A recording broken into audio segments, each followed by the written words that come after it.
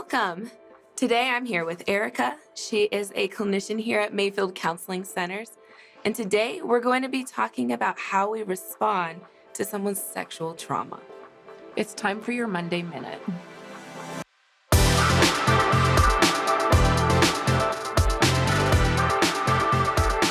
So responding to someone's sexual trauma is a very serious, mature topic. Erica, why do you think this conversation is so important to have? Well, it's very easy to get this conversation wrong. When you hear about someone's sexual trauma, your response is very important and it can be crucial to the person's healing journey. First of all, you never, ever want to blame the victim. Questions like, what were you thinking? Why were you wearing that? Where were you? That places blame back on the victim. You also don't want to try to fix it. What's done is done. We all wish we could snap our fingers and make it better, but the reality is we can't.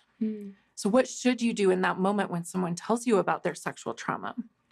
Have compassion, be supportive, recognize your feelings versus their feelings.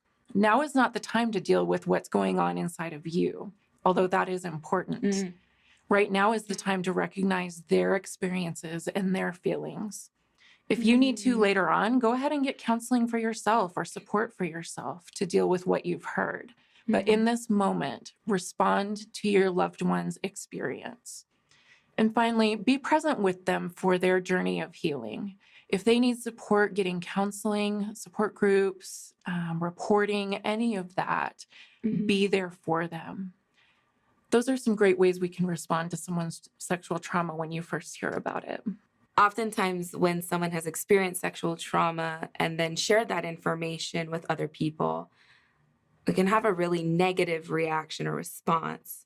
All too often, people who have experienced sexual trauma, when they talk to other people, the situation becomes worse.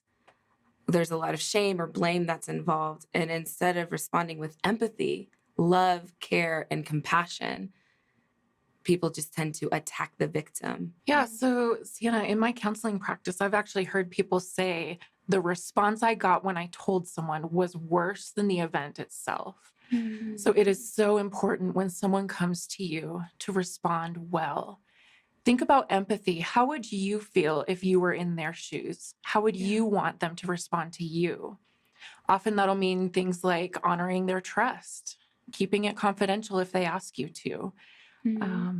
Just responding with that empathy and that care and not getting defensive and shutting down your own emotions. It's more important than ever to be present for that person. My hope would be that no one would have to deal with sexual trauma and wouldn't have to worry about even how you respond to such experiences. However, if you find that you are in relationship with somebody who has experienced sexual trauma, we hope that you would find a way to express empathy and compassion to those people, to think about the way that you wish to be responded to if you were in that situation, and be able to grow in those areas. And I hope that today that you take some time to really think about how you would respond to such situations so that you can help make a really hard situation better instead of worse. So thank you so much. I hope you have a great rest of your week. I hope you have a restful weekend, and I will see you next week for next Monday Minute.